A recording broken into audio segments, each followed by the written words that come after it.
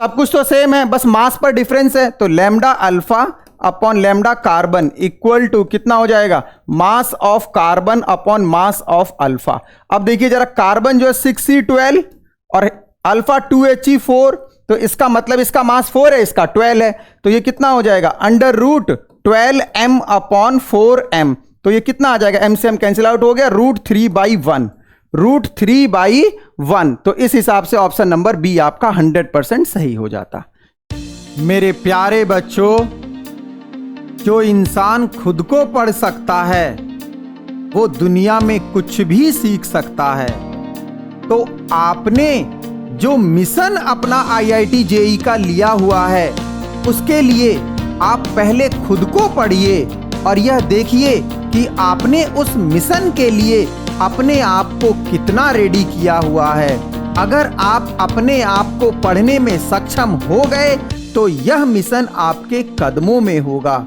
So hello engineers, welcome to all in your channel Nandu भैया physics वाले। आप सभी का स्वागत है आपके अपने चैनल नंदू भैया फिजिक्स वाले में। जैसा आप सभी को पता है कि हम एक मिशन की तरफ चल रहे हैं, और जो मिशन है वो क्या है, 99+ परसेंटाइल IIT JEE मेंस 2025 में। ये जो आंखों में सपना लिया हुआ है, इस सपने को पूरा करने के लिए मैं आपको लास्ट 15 इयर्स के PYQ करा रहा हूं, और इस सीरीज में आज हम लोग 2022 के क्वेश्चंस करने वाले हैं, जो chapter dual nature of radiation and matter से होगा। और ये ध्यान रखना, ये जो जनवरी वाला हमारा सेशन है एग्जाम का, इस एग्जाम से पहले मैं आपका 11th और 12th दोनों के कंप्लीट PYQ सॉल्व कराऊंगा। तो इसलिए आप मेरे लेक्चर को ज्यादा से ज्यादा शेयर कीजिए, और अगर अभी तक आप लोगों ने सब्सक्राइब नहीं किया हुआ है तो जल्दी से जाइए और लेक्चर को सब्सक्राइब कीजिए। क्यों? क्योंकि पूरा 11th और 12th कंप्लीट PYQ मिलने वाला है आपको। तो टाइम टू टाइम नोटिफिकेशन के लिए जल्दी से आप बेल आइकन को प्रेस कीजिए और एक प्यारा सा कमेंट डालिए अगर आपको लेक्चर पसंद आता है। तो क्या करें जा, प्यारा सा कमेंट डालवा लोग नू, बहुते मेहनत से पढ़ावा तनी, समझ में आइल। कहां जाए के बा, IIT में जाए के बा, इंजीनियर बने के बा। अरे भाई मजा आ जाई, मजा आ जाई। गूगल, माइक्रोसॉफ्ट, ये में जाए के बा, आई जा। चलिए तो हम लोग स्टार्ट करते हैं 2022 का सेशन। हम लोग 2023 कंप्लीट कर लिया, हम लोगों ने 2024 कंप्लीट कर लिया, अब 2022 स्टार्ट करते हैं। ठीक है, देखिए इसमें क्या है, ये जो क्वेश्चन है बहुत सिंपल है, ऐसा 2023 में भी किया है, 2024 में भी किया है। तो आप देख रहे हैं कि क्वेश्चन रिपीट हो रहे हैं मेरे बच्चों। देखो, an alpha particle and proton are accelerated from rest through the same potential difference. Acceleration पर है, पोटेंशियल डिफरेंस के साथ है। वो कह रहा है the ratio of linear momentum acquired by the above two particle will be. तो आपको क्या बताना है, जो आपका लीनियर मोमेंटम होगा इसका रेशियो बताना। आप मुझे ये बताओ, अगर मैं V वोल्ट के पोटेंशियल से Q कूलाम के चार्ज को एनर्जी देता हूं V इंटू Q, तो ये कहां जाता है, ये काइनेटिक एनर्जी में। भाई आपने किसी भी Q कूलाम के चार्ज पर V वोल्ट का पोटेंशियल लगाया, तो चार्ज क्या करने लगेगा, चार्ज दौड़ने लगेगा ना, एक्सेलरेशन करने लगेगा, और उसके अंदर काइनेटिक एनर्जी आएगी। और आपने देखा है कि जो काइनेटिक एनर्जी होता है वो P²/2m होता है मोमेंटम से। अरे भाई आपने देखा है ना, P = √2km, तो यहां से काइनेटिक एनर्जी जो हो जाएगी वो P²/2m। तो यहां पर अगर मैं देखूं तो देखो, P का जो फॉर्मूला बनेगा, P² = ये हो जाएगा 2mQV, और अगर हम देखें तो P = √2mQV। अब देखिए रेशियो फाइंड आउट करना है, तो जब हम रेशियो फाइंड आउट करते हैं तो जो सेम होता है उसको क्या कर देते हैं, उसको कैंसिल आउट कर देते हैं। तो पोटेंशियल डिफरेंस जिससे हम लोगों ने एक्सेलरेट किया है वो सेम है। इसका मतलब ये हुआ, इस V का खेल खत्म, इस V का खेल खत्म, इस 2 का खेल खत्म। तो यहां पर अगर हम देखें तो जो हमारा कौन से पार्टिकल का, P∝P प्रोटॉन कितना हो जाएगा, ये हो जाएगा आपका M∝ into Q∝ upon M proton into Q proton. और मेरे बच्चों, अल्फा का मास होता है 4m, अल्फा का चार्ज होता है 2q, और प्रोटॉन का मास m, चार्ज q। ये आंसर आ जाएगा 2:2/1, 2:2/1। तो ऑप्शन नंबर बी आपका 100% सही होता और आपका एक कदम जेई एडवांस की तरफ। सिंपल यार, फॉर्मूले बेस्ड क्वेश्चन ही तो कर रहे हैं। ठीक है, चलिए एक और प्रॉब्लम देख लेते हैं मेरे बच्चों। देखो ये जो क्वेश्चन है इसमें क्या बोला गया है, 2022 में पूछा गया है ये भी।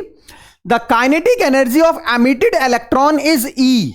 जो काइनेटिक एनर्जी है जो इलेक्ट्रॉन एमिट हो रहा है उसकी ई है। When the light incident on the metal has wavelength lambda. भाई साहब, हमने जब वेवलेंथ लैम्डा की लाइट डाली तो जो काइनेटिक एनर्जी है इलेक्ट्रॉन की वो ई है। अब क्या बोल रहा है, to double the kinetic energy the incident light must have the wavelength. अगर हम काइनेटिक एनर्जी को डबल कर दें या डबल करना चाहें तो उसके लिए वेवलेंथ कितनी स्ट्राइक करानी पड़ेगी। आइंस्टीन की इक्वेशन लगाओ यार सीधे सीधे। काइनेटिक एनर्जी होता कितना है, काइनेटिक एनर्जी होता है मेरे बच्चों कितना, kinetic energy K equal to total energy में से, टोटल एनर्जी hc/λ में से वर्क फंक्शन को माइनस कर दो, यही होता है। अब क्वेश्चन में क्या दे रखा है, केस 1 में काइनेटिक एनर्जी है E, जब आपने वेवलेंथ डाला कितना lambda minus work function, equation number 1। इसी तरीके से अगर आपने क्या कर दिया, काइनेटिक एनर्जी को डबल कर दिया, 2E कर दिया, तो मैंने बोला मेरे को वेवलेंथ चाहिए hc/λ कितना, hc/λ 2 चाहिए, मैंने ये बोल दिया मैंने, माइनस का फाई नॉट। अब मेरे को λ2 की वैल्यू कैलकुलेट करनी है यार, तो λ2 की वैल्यू कैलकुलेट करनी है तो क्या, पहले फाई नॉट का खेल खत्म करो। फाई नॉट का खेल कैसे खत्म होगा, 2 में से 1 को माइनस कर देते हैं। तो अगर मैं 2 में से 1 को माइनस कर दूं मेरे बच्चों, 2 - 1 तो 2e में से e जाएगा तो e आ जाएगा और ये हो जाएगा hc/λ2 माइनस hc/λ। तो hc/λ2 कितना हो जाएगा मेरे बच्चों, e प्लस hc/λ। अब हमें किसके लिए सॉल्व करना है, λ2 के लिए सॉल्व करना है। तो देखो जरा, hc/λ2 इक्वल टू, यहां से लैम्डा एलसीएम ले लेंगे हम लोग, तो ये लैम्डा एलसीएम हो गया, ये हो जाएगा e प्लस hc/λ।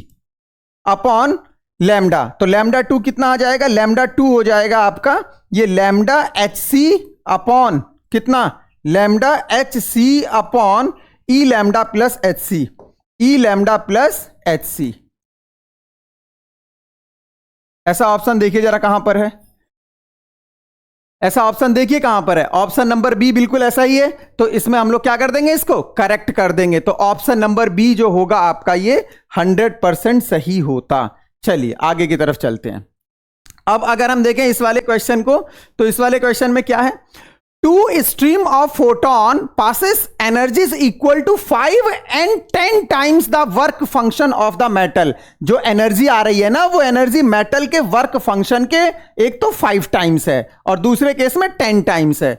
तो वो कह रहा है कि the ratio of the maximum velocity of photo electron emitted. अरे भाई ऐसा क्वेश्चन किया था लेकिन वहां पर फ्रीक्वेंसी दी हुई थी, यहां डायरेक्ट एनर्जी बनाकर दे दिया। कॉन्सेप्ट सेम लगेगा यार। देखो काइनेटिक एनर्जी का फॉर्मूला क्या होता है समझो जरा। काइनेटिक एनर्जी के अगर हम फॉर्मूले की बात करें ना मेरे बच्चों, तो half mv² equal to kinetic energy total में से, टोटल एनर्जी में से क्या कर दो, वर्क फंक्शन को माइनस कर दो यार। तो देखो फर्स्ट केस में क्या हो जाएगा, हाफ m कितना v1² equal to total energy कितनी आ रही है, वर्क फंक्शन का 5 टाइम्स, तो ये हो जाएगा आपका 5 phi naught minus phi naught, that is 4 phi naught. ठीक है, इसी तरीके से दूसरे केस में क्या कर दिया, half mv2² equal to 10 times आ रही है एनर्जी किसके, वर्क फंक्शन के, तो कितना हो जाएगा ये 9 फाई नॉट। भाई यहां पर इस वाले इक्वेशन में, फर्स्ट इक्वेशन में जो E था वो कितना था, 5 टाइम था फाई नॉट के, और दूसरे में 10 टाइम था। हमने वैल्यू डाल दिया, ये 4 फाई नॉट, ये 9 फाई नॉट, डिवाइड कर दो यार, साफ साफ पता चल रहा है कि जो V1 होगा, V1/V2 जो होगा √4/9, और ये कितना हो जाएगा 2/3। कौन सा ऑप्शन सही हो जाएगा, ऑप्शन नंबर सी सही होता और एक कदम आपका जेई एडवांस की तरफ होता। चलिए नेक्स्ट क्वेश्चन को हम लोग ट्राई करते हैं। देखो ये जो क्वेश्चन है सीधे सीधे फॉर्मूला बेस का क्वेश्चन है। जब आप लोग इलेक्ट्रॉन का डी ब्रॉगली वेवलेंथ निकालते हो v वोल्ट से एक्सेलरेट करके, तो जो डायरेक्ट फॉर्मूला आपको बताया गया है वो फॉर्मूला क्या है, E = 12.27 अपॉन √v एंगस्ट्रॉम। और आपको इस क्वेश्चन में दिया हुआ है कि इलेक्ट्रॉन की जो डी ब्रॉगली वेवलेंथ है, ये बेसिकली क्या है, ये डी ब्रॉगली वेवलेंथ की बात चल रही है हमारी। तो डी ब्रॉगली वेवलेंथ जो होता है यहां पर दिया हुआ है 1.227 अपॉन कितना एक्स दिया हुआ है, और ये नैनोमीटर में दिया हुआ है, नैनोमीटर में। तो यहां पर हमारा डी ब्रॉगली वेवलेंथ कितना है 12.27 अपॉन रूट वी। तो आप एक बात बताइए, ये एंगस्ट्रॉम में है और ये नैनोमीटर में है, तो लैम्डा कितना हो जाएगा भाई, लैम्डा कितना हो जाएगा? अगर मैं इस वाले फॉर्म में करना चाहूं तो ये हो जाएगा 12.27 अपॉन एक्स, एंगस्ट्रॉम बात तो वही है। तो ये एक्स क्या है, ये एक्स रूट वी को रिप्रेजेंट कर रहा है यार, सीधे सीधे सिंपल फॉर्मूला बेस है, ज्यादा दिमाग ही नहीं लगाना है। एक्स जो है वो रूट वी को रिप्रेजेंट कर रहा था। कितना सिंपल क्वेश्चन आ गया ये। चलिए नेक्स्ट क्वेश्चन देखते हैं। ये कुछ स्टेटमेंट्स दिए हुए हैं फोटो इलेक्ट्रिक इफेक्ट से, आपको इनको आराम से पढ़ना है। 5 स्टेटमेंट हैं, आराम से पढ़ना है, जल्दीबाजी नहीं करनी है, और ये देखना है कि कौन सा सही है। पांचों को पढ़ेंगे हम लोग। आइए, the square of maximum velocity of photo electron varies linearly with the frequency of incident light. बात तो यार सही है ना। कैसे? अगर हम देखें तो हम लोगों ने जब वेलोसिटी के लिए किया था एक क्वेश्चन, या फिर अगर हम रिलेशन भी देखें तो half M V square equal to H nu minus का न्यू नॉट, यही होता है ना। तो इसमें वेलोसिटी साफ साफ पता चल रही है यार। क्या पता चल रही है? कि ये जो वेलोसिटी है, वेलोसिटी का स्क्वायर फ्रीक्वेंसी के डायरेक्टली प्रोपोर्शनल है, साफ साफ पता चल रहा है। अब इसमें देखो जरा, तो ये स्टेटमेंट हमारा सही होगा। अब देखिए, the value of saturation current increases on moving the source of light away from the metal surface. अगर आप सोर्स को मेटल सरफेस से अवे लेकर जाएंगे तो इंटेंसिटी डिक्रीज होगी, और इंटेंसिटी डिक्रीज होगी तो सैचुरेशन करंट कम होगा, जबकि यहां बोला है सैचुरेशन करंट इंक्रीज होगा। तो यह स्टेटमेंट गलत हो गया। ठीक है, तीसरे स्टेटमेंट पर आते हैं। The maximum kinetic energy of photo electron decreases, kinetic energy decreases on decreasing the power of LED light emitting diode source of light. भाई काइनेटिक एनर्जी जो होता है पावर पर तो डिपेंड नहीं करता है, वो सीधे सीधे जो फ्रीक्वेंसी और वेवलेंथ है, इट मींस एनर्जी पर डिपेंड करता है मेरे बच्चों। तो ये भी स्टेटमेंट क्या हो गया आपका, गलत हो गया। अब देखिए जरा, the immediate emission of photo electron out of metal surface can not be explain. ओहो भाई साहब ने बोल दिया can not be explain by particle nature of light और इलेक्ट्रोमैग्नेटिक वेव। तो इलेक्ट्रोमैग्नेटिक वेव से तो नहीं होता, ये तो बात सही है, लेकिन इन्होंने पार्टिकल नेचर क्यों बोल दिया? पार्टिकल नेचर से तो तुरंत ये पता चलता है ना कि फोटोन आया और इलेक्ट्रॉन एमिट हुआ, ये तुरंत पता चलता है। कहां से? पार्टिकल नेचर से। तो इन्होंने बोला can not be explain by particle nature. भाई पार्टिकल नेचर से तो यार एक्सप्लेन हो जाता ना। तो ये वाला भी स्टेटमेंट क्या हो गया, गलत हो गया। आइए, existence of threshold wavelength can not be explain, can not be explain, ध्यान देना, by the wave nature of the light और इलेक्ट्रोमैग्नेटिक वेव। बिल्कुल सही है, वेव नेचर से थ्रेशोल्ड का एग्जिस्टेंस पता नहीं चलता है, थ्रेशोल्ड वेवलेंथ का, वो पार्टिकल नेचर से ही पता चलता है। तो ये वाला स्टेटमेंट हमारा 100% सही होता है। तो कौन कौन से सही हो गए?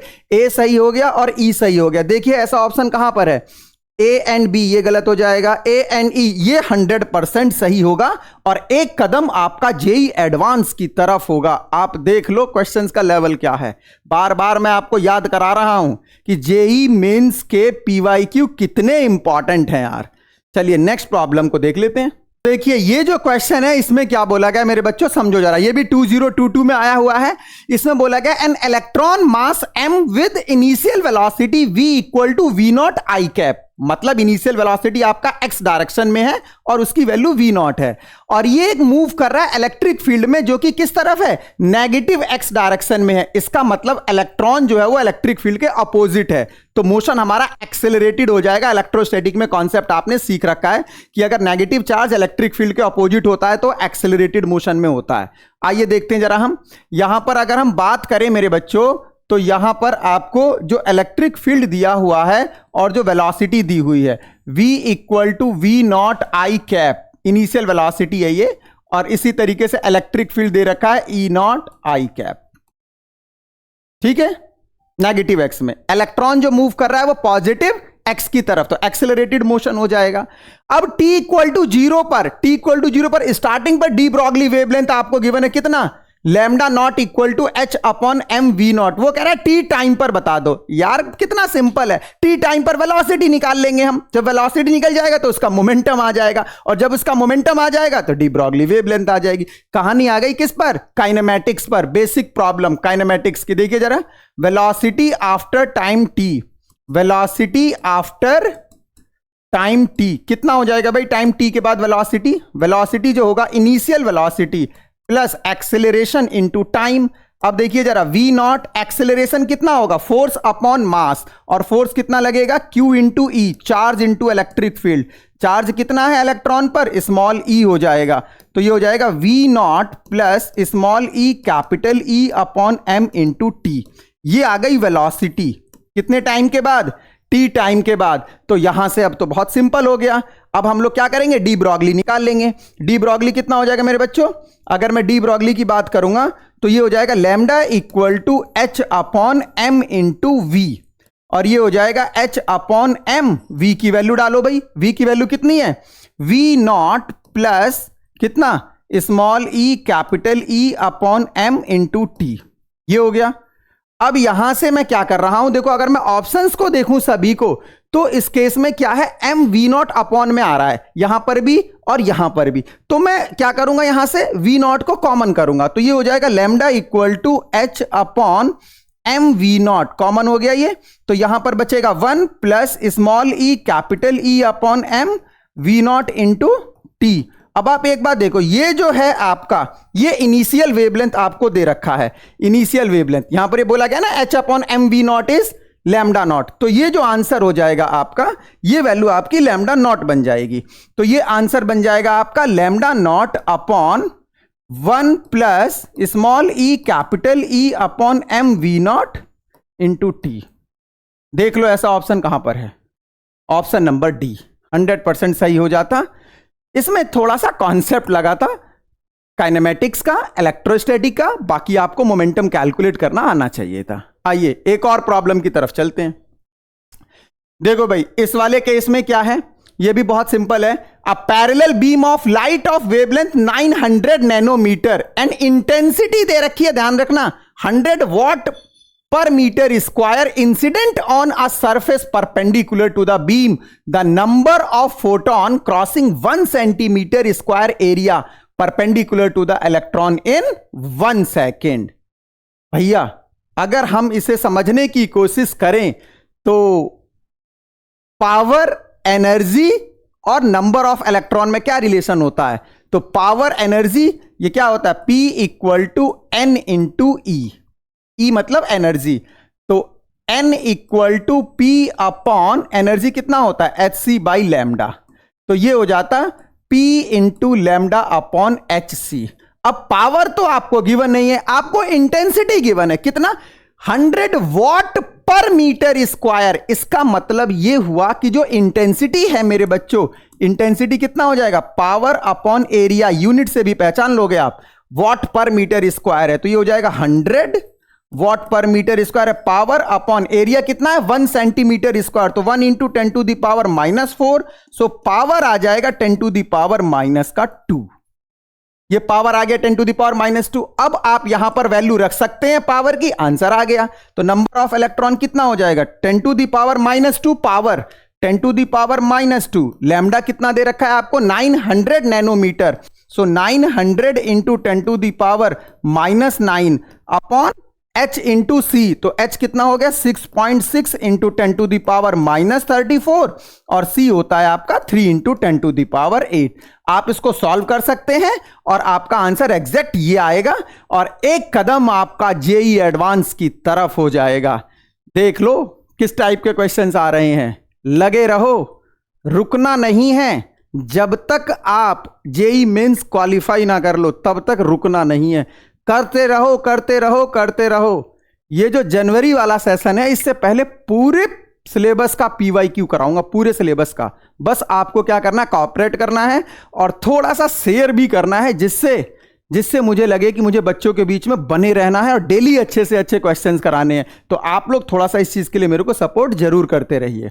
चलिए भाई नेक्स्ट क्वेश्चन देखिए। अब देखो इसमें क्या है, the ratio of wavelength of proton and deuteron accelerated by potential. यार आज का सेशन जब हमने स्टार्ट किया था तो वहां पर भी हमने पोटेंशियल के साथ ही क्वेश्चन किया था यार। इसमें क्या बोला गया है, the ratio of wavelength of proton and deuteron accelerated by potential VP and VD is 1:2। मतलब पोटेंशियल और वेवलेंथ पर चला गया क्वेश्चन। तो देखिए जरा, पोटेंशियल और वेवलेंथ में क्या रिलेशन होता है, तो लैम्डा इक्वल टू कितना, lambda equal to h upon under root 2qmv। v क्या यहां पर, पोटेंशियल है, ठीक है। अब देखिए जरा, आपको रेशियो दे रखा है प्रोटॉन और ड्यूट्रॉन का, तो lambda proton upon lambda deuteron कितना हो गया यार, ये इनवर्सली प्रोपोर्शनल जा रहा है ना। देखो h सेम है तो h का खेल खत्म, 2 सेम है तो 2 का खेल खत्म, ओनली qmv चलेगा। तो ये हो जाएगा रेशियो qmv किसके लिए, ड्यूट्रॉन के लिए, अपॉन qmv किसके लिए, प्रोटॉन के लिए, क्योंकि इनवर्सली है ना। देखो आप, इनवर्सली है तो लैम्डा प्रोटॉन तो प्रोटॉन का डाटा यहां पर, ड्यूट्रॉन तो ड्यूट्रॉन का डाटा यहां पर, ठीक है। अब देखिए, चलो रखो भाई, ड्यूट्रॉन क्या होता है आपको सभी को पता है, 1h2 क्या होता है, ड्यूट्रॉन होता है, और 1h1 क्या होता है, प्रोटॉन होता है। तो देखो चार्ज तो दोनों में सेम है, तो चार्ज का खेल तो खत्म हो गया। ये क्या हो जाएगा, q, मास की बात करें तो ड्यूट्रॉन का मास 2m, पोटेंशियल मेरे को कैलकुलेट ही करना है, अपॉन प्रोटॉन का चार्ज q, प्रोटॉन का मास भी m, और ये पोटेंशियल कैलकुलेट करना है। ये lambda p upon lambda d, proton और ड्यूट्रॉन का रेशियो 1/√2 दे रखा है आपको, 1/√2। तो आप क्या करेंगे यहां पर, आप यहां पर देखिए स्क्वायर कर दीजिए बोथ साइड। तो जब आप स्क्वायर करेंगे मेरे बच्चों, तो स्क्वायर करने से क्या होगा, स्क्वायर करेंगे तो ये 1/2 हो जाएगा। तो ये हो गया 1/2 इक्वल टू कितना, ये आ जाएगा 2 इंटू वीडी अपॉन वीपी। अब आपको बताना क्या है, जरा देखिए जरा, आपको जो कैलकुलेट करना था ratio of VP to the VD, proton to the deuteron बताना है पोटेंशियल में। तो आइए जरा, प्रोटॉन और ड्यूट्रॉन का अगर मैं देखूं तो प्रोटॉन और ड्यूट्रॉन का कितना हो जाएगा मेरे बच्चों, VP upon VD, VP upon VD कितना आ जाएगा, ये आ जाएगा आपका 4:1, 4:1 आ जाएगा। सिंपल क्वेश्चन था, ट्राई कर सकते थे। आप देखते रहो यार, कितने कितने सिंपल सिंपल क्वेश्चन है। डी ब्रॉगली को छोड़ना नहीं है, डी ब्रॉगली से क्वेश्चन बहुत पूछे जा रहे हैं भाई, क्यों बताओ। चलो आगे की तरफ चलते, जल्दी जल्दी करते हैं यार। आइए देखो भाई, इस वाले क्वेश्चन में क्या है, a metal exposed to light of wavelength 800 nanometre and emit a photo electron with a certain kinetic energy. जो भी काइनेटिक एनर्जी हो देखते हैं। The maximum kinetic energy of photo electron double, भैया डबल हो गई कब, जब लाइट की वेवलेंथ हमने 500 नैनोमीटर कर दिया। आपको बताना है the work function of the metal is, भैया वर्क फंक्शन बताना है। दो वेवलेंथ दे रखी है आपको 800 नैनोमीटर पर, जो भी काइनेटिक एनर्जी है, फिर हमने 500 कर दिया, वेवलेंथ कम कर दिया, एनर्जी ज्यादा हो जाएगी, तो काइनेटिक एनर्जी क्या हो गई, जस्ट डबल हो गई। वर्क फंक्शन बता दो। आओ यार कितना सिंपल हो गया, देखना जरा। काइनेटिक एनर्जी कितनी हो जाएगी, H C upon lambda, total में से क्या करेंगे, वर्क फंक्शन को माइनस करेंगे। दूसरे केस में काइनेटिक एनर्जी डबल हो गई, कितना, एच सी अपॉन लैम्डा 2 कर दो, यहां पर लैम्डा 1 माइनस 5 ठीक है भाई। पहले केस में काइनेटिक एनर्जी टोटल में से वर्क फंक्शन माइनस कर दिया, अब हमने डबल कर दिया जब वेवलेंथ लैम्डा 2 हो गया, माइनस 5। अब आपको क्या करना है, 5 के लिए सॉल्व करना है, तो आसानी से कर सकते हैं ना आप। क्या करो, डिवाइड कर दो यार। अब यहां से अगर आप 1 और 2 को डिवाइड करें तो 2 डिवाइडेड विद 1 कर लो, 2 डिवाइडेड विद 1 करोगे तो कितना आ जाएगा, 2/1 आएगा, equal to H C upon lambda 2 minus 5 upon H C by lambda 1 minus 5। Cross multiply करो, 5 के लिए सॉल्व करो, एग्जैक्ट आंसर आपका कितना आएगा, 0.615। इसमें एक बात ध्यान देना है, एच और सी की वैल्यू सीधे सीधे आपको दे रखी है कितनी, 1230 EV। ध्यान रखना, इसी को डायरेक्ट पुट करना है और आंसर जाएगा आपका नैनोमीटर के हिसाब से। तो आपने क्या किया, वेवलेंथ जब नैनोमीटर में यूज किया है तो आपको एच और सी को इतना पुट करना, सीधे सीधे आंसर आएगा आपका।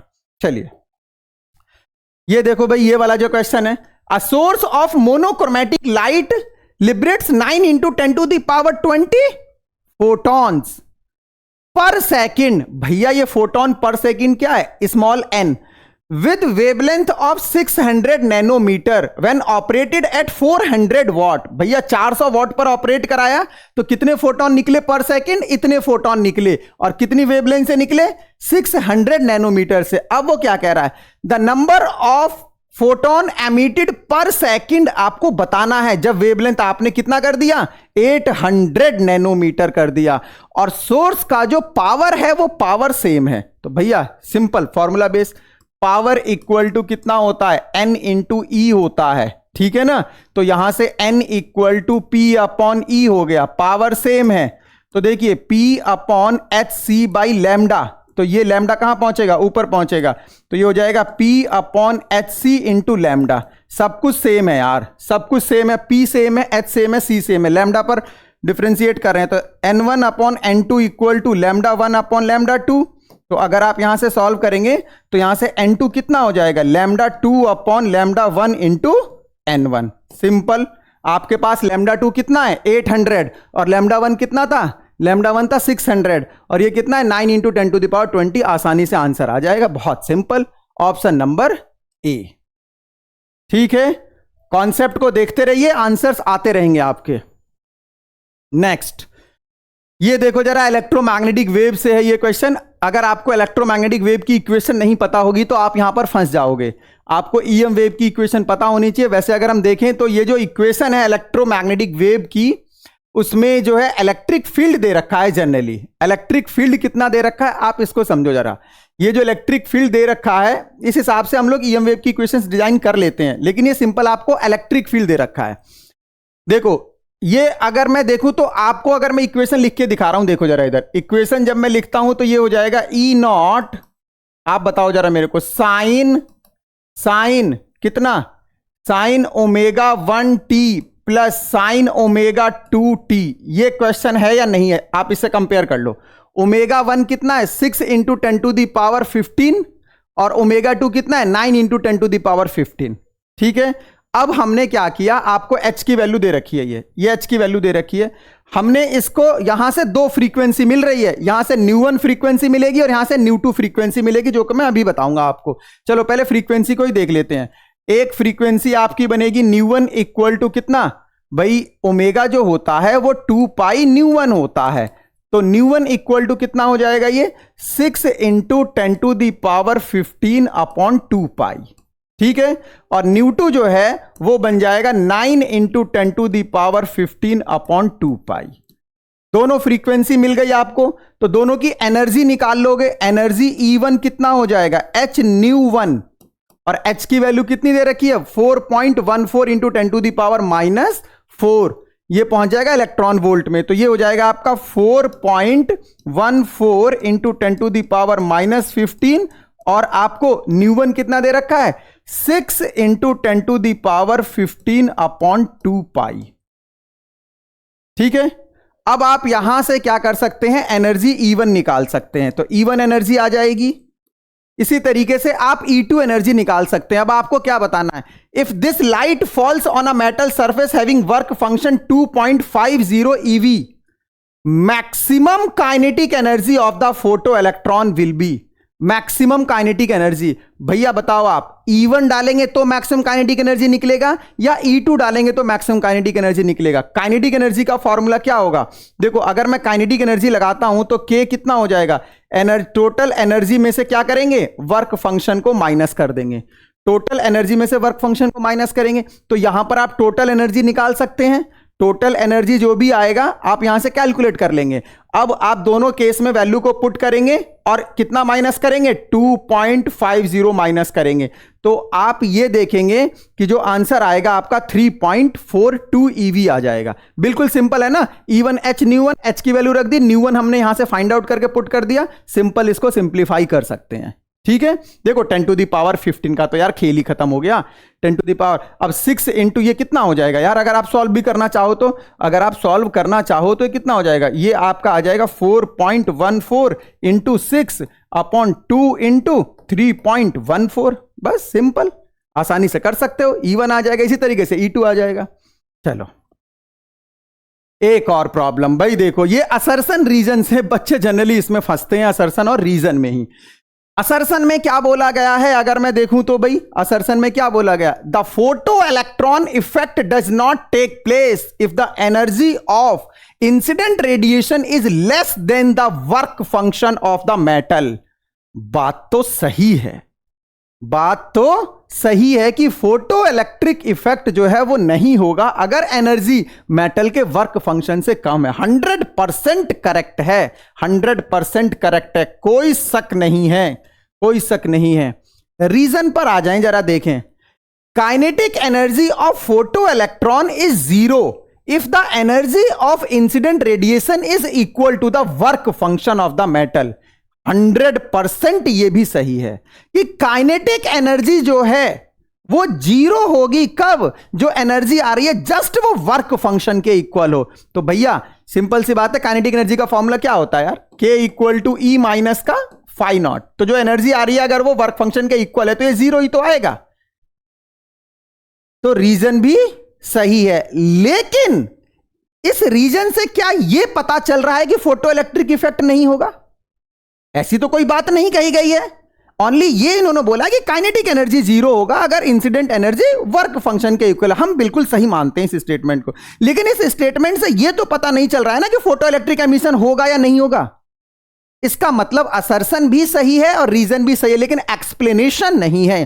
तो आप ऐसा देख सकते हैं, देखो इसमें क्या है, both A and R are correct but R is not the correct explanation of A। भाई बिल्कुल सही है, करेक्ट एक्सप्लेनेशन में काउंट नहीं होगा। आइए जरा आगे की तरफ चलते हैं। नेक्स्ट प्रॉब्लम जो है ये भी देखो आप लोग, इसमें क्या बोला गया है कि K1 and K2 be the maximum kinetic energy of photo electron emitted when two monochromatic beam of wavelength lambda 1 and lambda 2 respectively are incident on metallic surface. If lambda 1 equal to 3 lambda 2, then अगर lambda 1 आपका 3 lambda 2 के equal है तो इसमें से कौन सा relation possible हो सकता है? भाई सिंपल सी बात है, lambda 1 पर काइनेटिक एनर्जी K1 है। आओ लिखते हैं जरा, K1 equal to HC upon lambda 1 minus work function phi naught. Total में से वर्क फंक्शन माइनस कर दिया। लैम्डा 1 3 लैम्डा 2 दे रखा है, चलो कर देते हैं, इसको भी पुट कर देते हैं। HC upon 3 lambda 2 minus phi naught. K1 हो गया भाई, ये इक्वेशन नंबर 1, ये फाई नॉट है। K2 की अगर मैं बात करूं तो K2 कब बन रहा है, जब लैम्डा 2 आ रहा है। तो HC by lambda 2 total energy minus work function, equation number 2। अब देखो जरा, अगर मैं यहां पर क्या करूं, देखो इधर इसमें से अगर मैं HC बाई लैम्डा 2 है यहां पर, और यहां पर भी HC बाई लैम्डा 2 है, मैं HC बाई लैम्डा 2 का खेल खत्म करना चाहता हूं तो क्या करना पड़ेगा मेरे को यहां पर अगर मैं देखूं तो इस वाले इक्वेशन में 3 का मल्टीप्लाई करना पड़ेगा। तो इक्वेशन 2 माइनस इक्वेशन 1 इंटू 3, देखो K2 minus 3 K1 equal to, K2 की वैल्यू रख रहा हूं पहले, HC अपॉन लैम्डा 2 माइनस कितना आ जाएगा, फाई नॉट, माइनस अब इसमें 3 की मल्टीप्लाई होगी तो 3 HC बाई 3 लैम्डा 2, तो सीधे सीधे ये आएगा HC बाई लैम्डा 2, और माइनस 3 फाई नॉट, तो माइनस माइनस प्लस हो गया, ये प्लस 3 फाई नॉट, तो ये आ जाएगा, इससे कैंसिल आउट हो जाएगा मेरे बच्चों। और अगर मैं इसको सॉल्व करने की कोशिश करूं तो देखो जरा, ये आएगा आपका यहां पर K2 minus 3 K1 equal to, अगर आप देखें माइनस फाई नॉट और 3 फाई नॉट, 2 फाई नॉट आएगा। इसका मतलब यह हुआ कि जो K2 है आपका, K2 कितना हो गया, 3 K1 प्लस फाई नॉट। इसका मतलब यह हुआ कि जो K2 की वैल्यू है यार वो 3 K1 से ज्यादा है, क्योंकि इसमें फाई नॉट ऐड हो रहा है। तो इसका मतलब K2 जो होगा वो ग्रेटर देन होगा 3 K1 से। अब आप ऐसा ऑप्शन देखिए जरा, जब आप ऐसा ऑप्शन देखेंगे तो इस केस में क्या आएगा, इसमें आ रहा है एक ऑप्शन आपका, देखो K1 greater than K2 by 3, नहीं ये नहीं हो सकता। K1 less than K2 by 3, ये ऑप्शन 100% आपका सही जा रहा है। कैसे, आप समझो जरा, K2 ग्रेटर देन 3 K1 है, तो इसका मतलब ये हुआ कि जो K1 होगा आपका, अगर मैं K1 की वैल्यू निकालूं तो K2 by 3 greater than K1। और यार ये भी तो बोल सकता हूं कि K1 जो है लेस देन है वो K2/3 से, तो ऑप्शन नंबर कौन सा सही हो जाएगा? ऑप्शन नंबर आपका बी वाला 100% सही हो जाएगा। यही तो है, सिंपल। ठीक है, इस तरीके से थोड़ा बहुत प्रेशर टैकल करना आना चाहिए, थोड़ा बहुत चलता है एग्जाम में। ठीक है ना। आइए जरा देखते हैं कि ये वाली जो प्रॉब्लम है, इस वाले प्रॉब्लम में क्या बोला गया मेरे बच्चों? The D Broglie wavelength for electron and photon. Electron और फोटोन की बात चल रही है। इलेक्ट्रॉन की डी ब्रॉगली लैम्डा ई है और फोटोन की जो डी ब्रॉगली है वो लैम्डा पी है respectively. For the same kinetic energy, दोनों की काइनेटिक एनर्जी सेम है इलेक्ट्रॉन एंड फोटोन की। Which of the following present the correct relation of de Broglie wavelength of two. आइए अगर मैं इलेक्ट्रॉन की बात करूं भाई, अगर मैं इलेक्ट्रॉन की बात करूं तो लैम्डा इलेक्ट्रॉन कितना हो जाएगा? H upon P, H upon P हो जाएगा। और इस वाले P को अगर मैं देखूं तो मैं लिख सकता हूं √2km। कितना लिख सकता हूं भाई? अब देखिए जरा, फोटोन की बात करते हैं अब हम लोग। तो जब लैम्डा फोटोन की बात करेंगे, लैम्डा pH इक्वल टू कितना हो जाएगा? H upon momentum. और फोटोन का जो मोमेंटम होता है, फोटोन का मोमेंटम होता है P equal to energy upon speed. ये मैंने आपको बताया था जब बेसिक लेक्चर करा रहा था। तो ये हो जाएगा H अपॉन कितना? E/c। तो ये कितना हो जाएगा? Lambda pH equal to HC upon E। ये बन गया आपका भाई। ठीक है, अब आपको क्या करना है? आपको इसमें काइनेटिक एनर्जी को सेम करने के लिए, काइनेटिक एनर्जी को सेम करने के लिए इसमें कौन सा रिलेशन बन सकता है, आपको वो देखना है। तो अगर हम देखें इसमें काइनेटिक एनर्जी को सेम करने के लिए, देखो भाई lambda e equal to H upon 2km है और lambda pH equal to HC upon E है। बिल्कुल ध्यान से समझना, यहां पर भी काइनेटिक एनर्जी अपॉन में है और यहां पर भी काइनेटिक एनर्जी अपॉन में है, लेकिन यहां पर जो काइनेटिक एनर्जी है वो अंडर रूट में है और यहां पर किसमें? सिंपल एक पावर है। तो अगर मैं लैम्डा ई का स्क्वायर कर दूंगा, तो लैम्डा ई का स्क्वायर कर दूंगा तो कितना आ जाएगा? देखना जरा, अगर मैं लैम्डा ई का स्क्वायर करूं तो ये कितना आ जाएगा? H square upon 2km। और यहां पर देखें तो लैम्डा pH इक्वल टू कितना है? HC upon E। तो अब अगर आप देखें तो काइनेटिक एनर्जी जो है दोनों की सेम हो जाएगी। तो इस केस में आपको क्या करना पड़ेगा? जो फोटोन है ये किसके? लैम्डा ई के डायरेक्टली प्रोपोर्शनल है। बात समझ में आ रही है? जब आप इसका रेशियो फाइंड आउट करेंगे, lambda pH upon lambda e square equal to कितना हो जाएगा? जो चीज सेम है वो कैंसिल आउट हो जाएगी, तो ये हो जाएगा HC अपॉन E। और ये कितना है भाई? ये आपका H स्क्वायर अपॉन 2km। तो यार K से K कट गया, बाकी सारा तो कांस्टेंट ही है। तो लैम्डा pH क्या हो जाएगा? Directly proportional to lambda e square.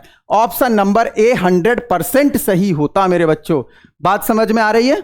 चलिए आगे की तरफ चलते हैं जरा।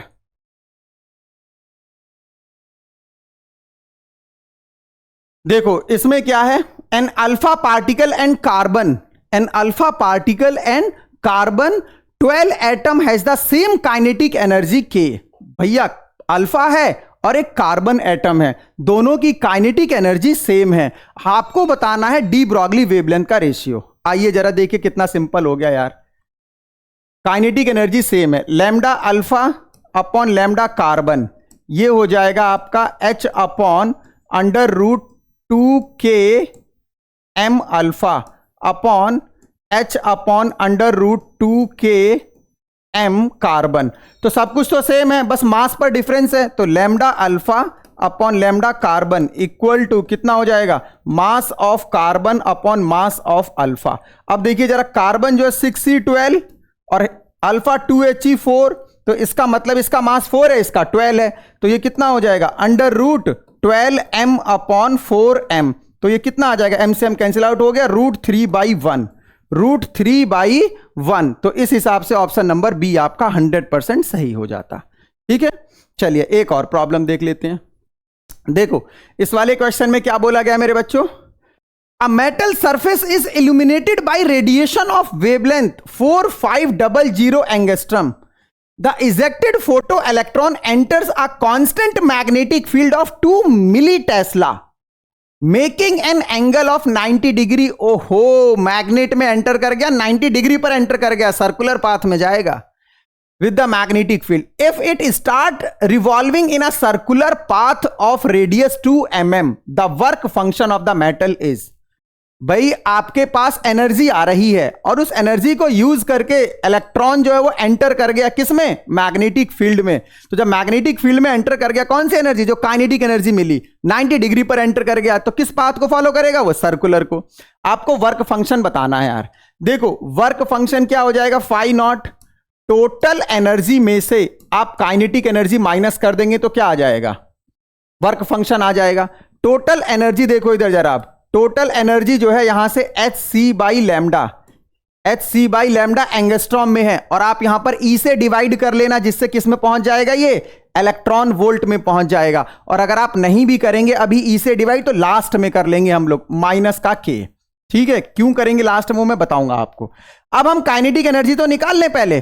काइनेटिक एनर्जी कहां खर्च हो रही है, काइनेटिक एनर्जी खर्च हो रही है इलेक्ट्रॉन को सर्कुलर पाथ में रिवॉल्व कराने में। तो काइनेटिक एनर्जी का जो फॉर्मूला होता है, देखो जब भी सर्कुलर पाथ में जाएगा तो सेंट्रीपिटल क्या होगा, mv²/r equal to magnetic force के। यही बताया गया है आप लोगों को कि आप इस मास्टर इक्वेशन को याद रखो। जब भी कोई पार्टिकल 90 डिग्री पर मैग्नेटिक फील्ड में एंटर करेगा तो वो सर्कुलर पाथ को फॉलो करेगा, तो जो सेंट्रीपिटल फोर्स है वो मैग्नेटिक फोर्स से मिलेगा।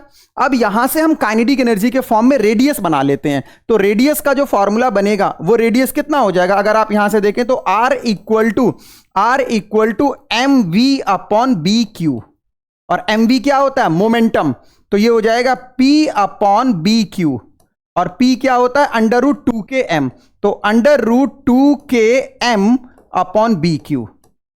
इसका मतलब ये हुआ मेरे बच्चों, देखो रेडियस का जो फॉर्मूला बन रहा है, ये रेडियस का फॉर्मूला कितना बन गया, R equal to √2km/bq।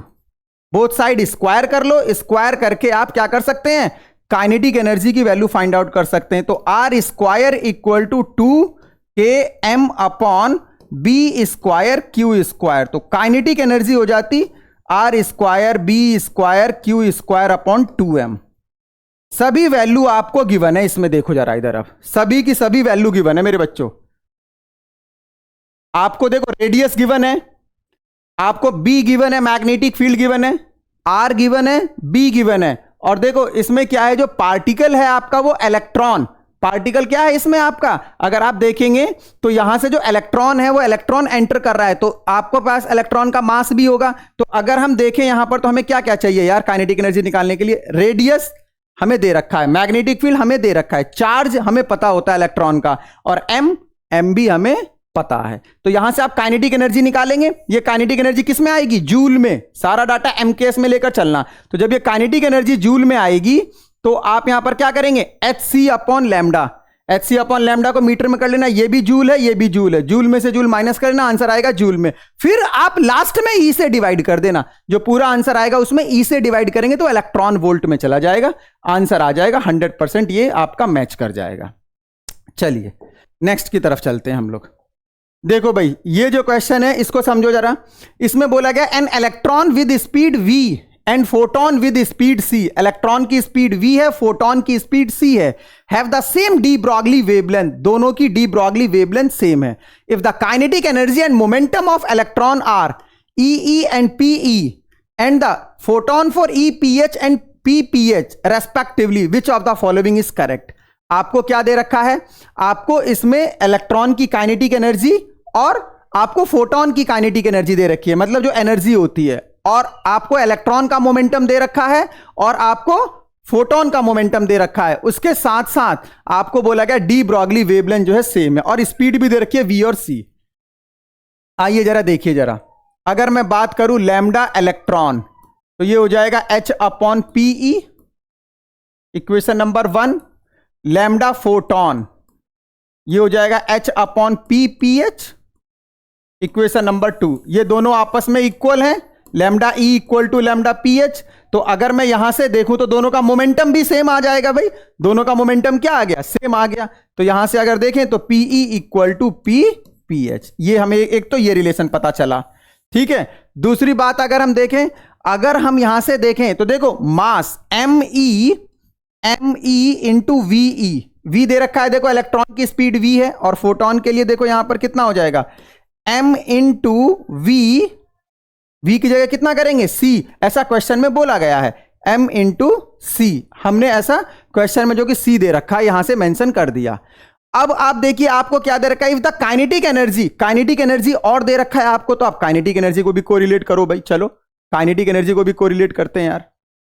Kinetic energy कितना है, काइनेटिक एनर्जी इलेक्ट्रॉन का दे रखा है ई, जो कि कितना होगा हाफ MEVE स्क्वायर अपॉन कितना EPH, ये कितना हो जाएगा आपका, ये हो जाएगा MC स्क्वायर, ठीक है MC स्क्वायर हो जाएगा।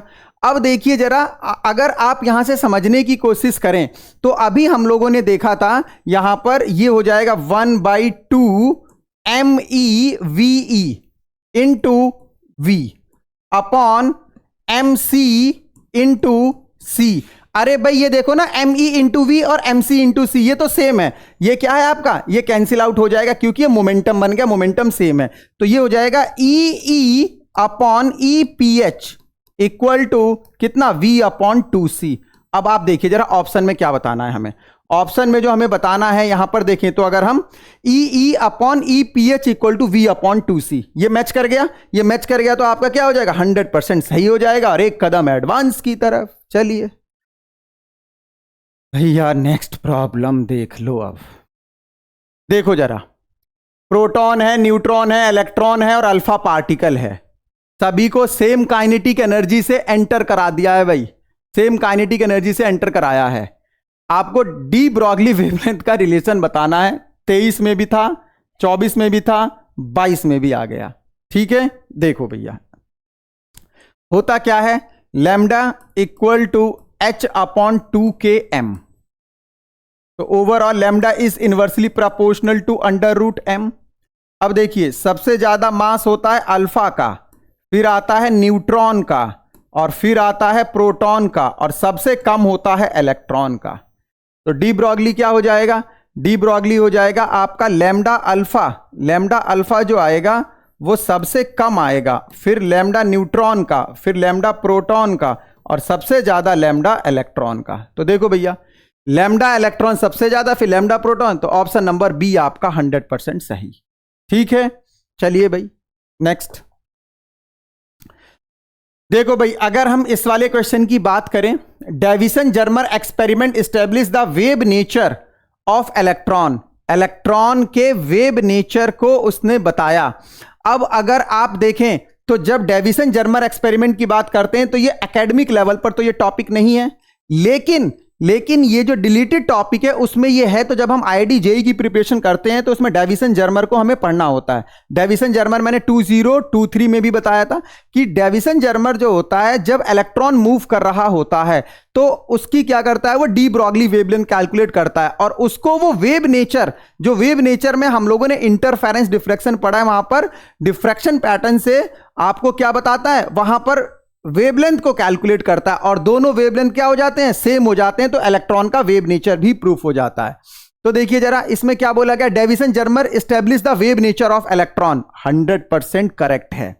इसी तरीके से क्या बोला गया, if electron have wave nature they can interfere and show the diffraction, बिल्कुल सही बात है यार, इंटरफेरेंस और डिफ्रैक्शन दोनों, तो दोनों ही स्टेटमेंट सही है, 100% ये सही है आपका, ठीक है। चलिए आगे की तरफ चलते हैं।